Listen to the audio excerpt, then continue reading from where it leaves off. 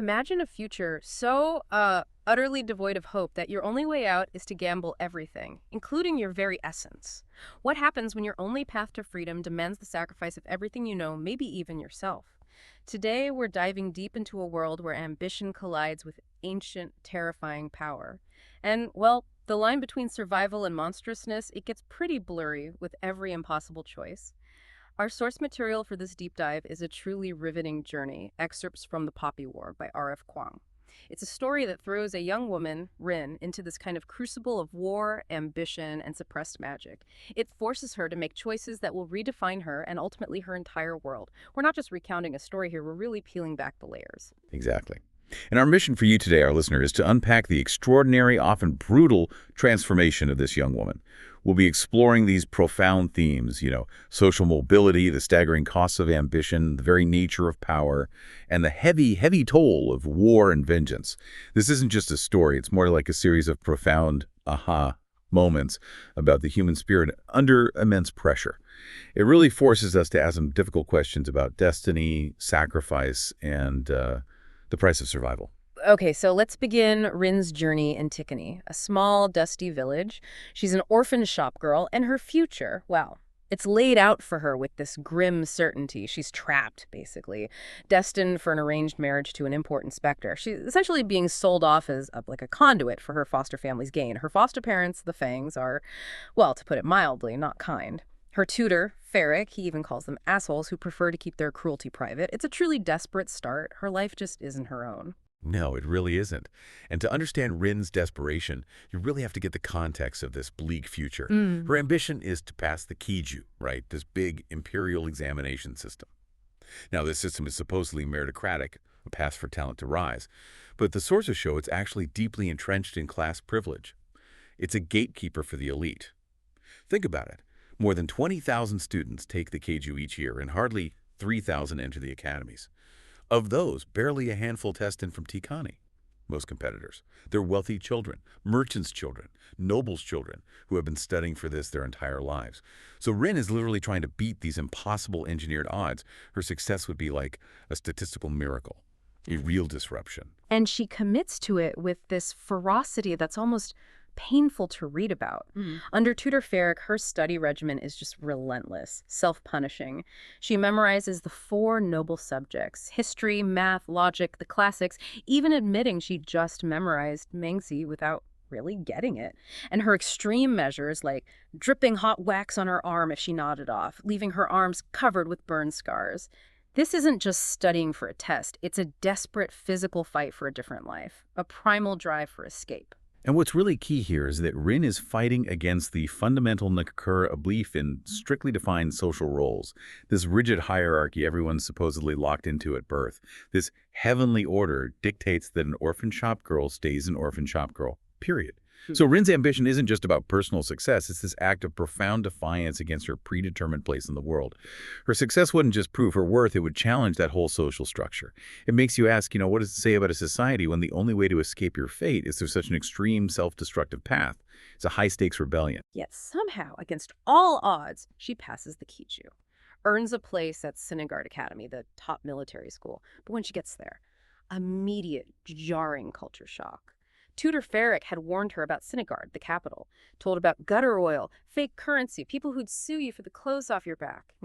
He even told her to cut her long braids to avoid being yanked into the alleys and ending up in a brothel. Just awful stuff. And the city itself is described as this tableau of a country with many rulers, architecture reflecting old hinterlander invaders and Federation occupation, a huge contrast to Canny. And the academy environment itself. Just as brutal, maybe more so than the city streets. We're talking 12-hour Kiju texts where proctors check everything, hidden papers, prodding tongues, stretching eyelids. They even provide a bucket in the back of the room for, needs. Master Jima's philosophy is hunger is good, keep students light, focused. And Master Jun's combat instruction, described as brutal. This isn't just education. It's this harsh indoctrination designed to break you down, strip away your past, rebuild you. Demands total conformity, even while pretending to foster greatness. And in this incredibly demanding, often cruel place, it's no surprise Rin immediately starts clashing with classmates. particularly Neza, the privileged son of the Dragon Warlord, and Venka. The classism is just blatant. Venka says Rin is just here to fill up the quota. Yeah. And Rin's reaction when Neza insults her teacher, she punches him right in the face. That fiery defiance we saw back in Takani, that refusal to just accept her place, it's definitely still there in Sinigard, ready to explode. Right. And the academy isn't training just any soldiers. Its purpose is clear and kind of chilling. We do not train soldiers here. We train generals. We train the people who hold the future of the empire in their hands. Yeah, give us subject tracks. And the first-year retention rate is tough, 80%, meaning 2 people in your row will be gone by next year. This environment isn't just about learning. It's about survival, proving you belong among the absolute elite. It demands total, unwavering commitment. You have to shed anything holding you back. And Rin's commitment, Wow. it goes beyond anything you might imagine. She makes this extreme, irreversible sacrifice, undergoing a procedure at the infirmary to destroy her womb and stop menstruating permanently. Her internal thought is just, chilling, I don't want children, I want to stay here. It really stops you cold. Yeah, that choice is a huge aha moment. It perfectly encapsulates the extreme demands of her journey. It's a complete, profound rejection of traditional female roles, an ultimate commitment to her path. It's not just personal, it's this chilling declaration of self-ownership in a system designed to deny it. It forces you to confront the extreme measures people, especially from marginalized backgrounds, might feel they have to take to shatter expectations. What does it say about a world where that act is seen as necessary for ambition? And what does it reveal about someone so committed to carving their own destiny, even at the cost of, well, their biological future, like self-mutilation for self-determination, a testament to her resolve. Okay, moving on to the more mystical side of Sinigard. We meet Master Jiang, the eccentric lore master. He's initially dismissed by others, right, called a joke, often ridiculed, and his teaching methods are, well, unusual, to say the least. Makes Rin carry a piglet named Sunzi up a mountain every day. Demands tasks like transcribing history into Old Mikara, that ancient sacred language, with her non-dominant hand. His instruction style is do first and explain later, if ever. He's a total enigma, a real contrast to the Academy's rigidity. And what's profoundly significant here is the difference Jiang highlights between conventional Nikara religion and true shamanism. The Mikara are described as superstitious atheists. They believe in icons, not gods, prioritizing ritual over theology. It's formalized, almost bureaucratic spirituality. But Jiang reveals the gods are not so neatly organized. He explains shamanism, with its individual chaotic connection to divine power, was systematically suppressed, wiped out by the Red Emperor centuries ago. Think about it like any regime consolidating power, emperor, church, party. They want precision, predictability. Shamanism was this uncontrollable element, a threat to the Red Emperor's desire for uniformity. It's the ultimate contrast. Centralized control versus decentralized, raw power.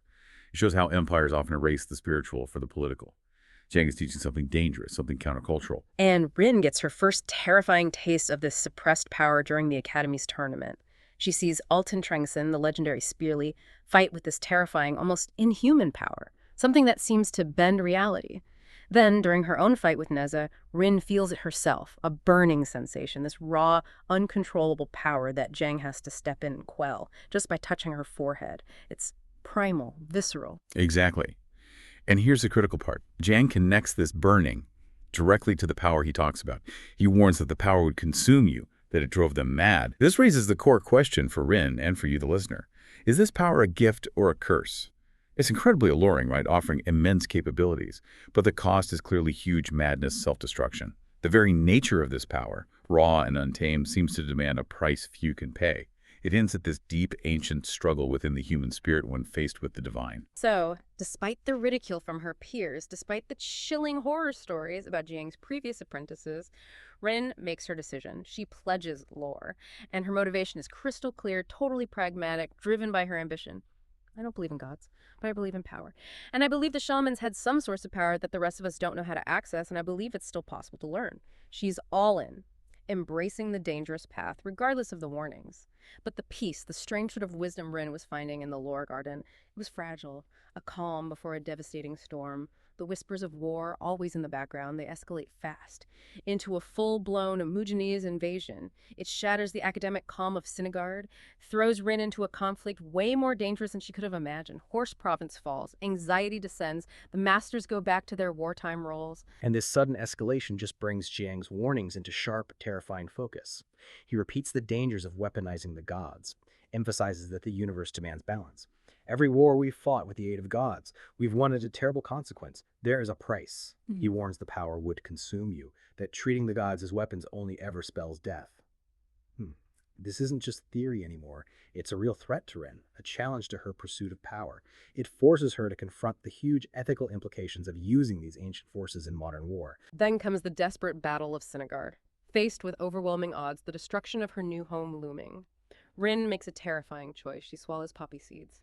Driven by terror, by this primal need to survive, she calls the Phoenix. And what follows is cataclysmic. Jiang has to intervene dramatically, creating a void that collapses the east wall, repels the invaders. Rin's found after the battle just burning uncontrollably until the Empress herself kisses her forehead, stopping the flames. It's a moment of immense power, but also profound vulnerability. An image that sticks with you, hints at a destiny far bigger and more dangerous than she knew. Right. And because of this newly revealed uncontrolled power, Rin gets drafted into the Psyche, the Empress's infamous 13th Division of Assassins. They're described as losers and rejects, unfit for a division, but somehow fit to kill. No. Their uniforms don't even have insignia, marks them as outside the regular military structure, a clandestine force for the Empire's dirty work. This unit, filled with others like her individuals wielding power that Bale has normal understanding this, is where she really starts learning the implications of her abilities. And the brutal realities of war. It's a stark commentary, isn't it? How even a powerful empire casts aside those who don't fit, only to exploit their unfitness when normal methods fail. And the Psyche are quite a crew. A really motley bunch of shamans, each with unique, often terrifying abilities. There's Alton, the enigmatic spirally commander, Ramsa, Baji, who summons the god of pigs. Yeah, you heard that right.